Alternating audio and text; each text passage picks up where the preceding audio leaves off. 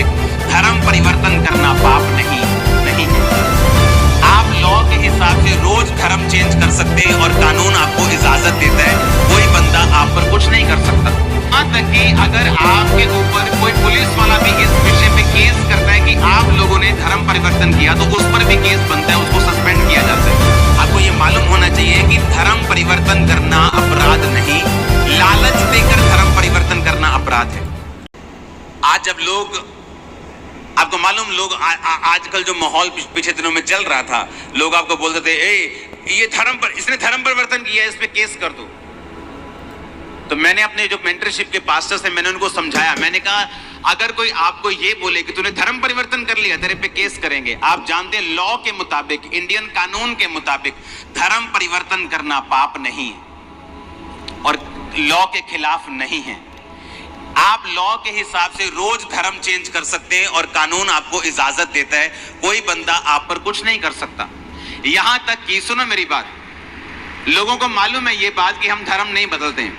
हमने प्रीच किया है, हमने साबित किया है, लोगों ने साबित किया है, यहां आने वाले लोगों के नाम चेंज नहीं किए गए। उन्हें मालूम है ये बात कि हम धर्म नहीं बदलते, लेकिन फिर भी उनको कीड़ा है तंग करने का।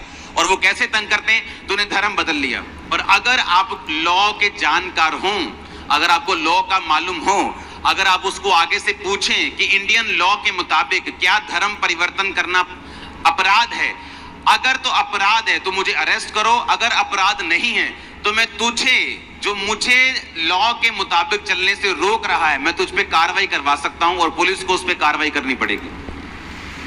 आपको पता है ये बात?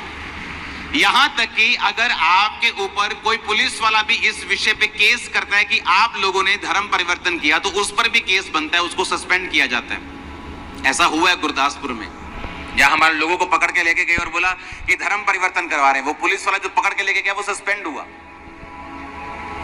क्योंकि आपको अगर लॉ की नॉलेज है, आपको यह मालूम होना चाहिए कि धर्म परिवर्तन करना अपराध नहीं, लालच देकर धर्म परिवर्तन करना अपराध है। और लोगों को मालूम है हम लालच नहीं देते, आपको भी मालूम है, हाँ या ना? अगर कोई ये बोलता है कि तूने लालच देकर धर्म परिवर्तन किया है, उसको बोलो प्रूफ कर। अगर तू प्रूफ नहीं कर पाया तो हम तुझ पे एक्शन लेंगे। अभी वो डर जाएंगे, मैं आपको बता रहा हूं।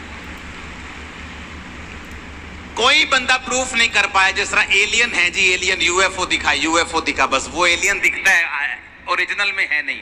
उसी तरह से धर्म परिवर्तन की बात सिर्फ एलियन है, कभी भी ओरिजिनल में साबित नहीं की जा सकती। 50 से 60 लाख लोग पंजाब में क्रिश्चियन है, अभी एक भी आप जगह साबित नहीं कर पाए कि हमने धर्म परिवर्तन लालच देके किया होगा, क्योंकि ये है ही नहीं। आमीन।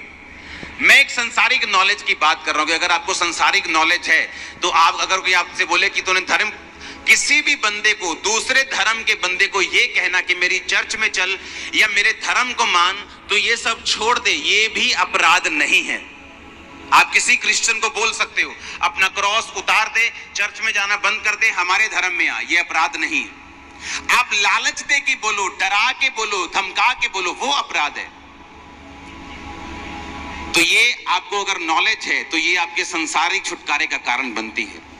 मैं आपको यह समझाने की कोशिश कर रहा हूं कि अगर एक संसारिक नॉलेज से आपको छुटकारा मिल सकता है, तो इमेजिन करो जो बाइबल की नॉलेज है, जो वचन की नॉलेज है, अगर आपको हो तो कितना बड़ा छुटकारा आप और आपका परिवार हासिल कर सकते हैं। इमेजिन करो,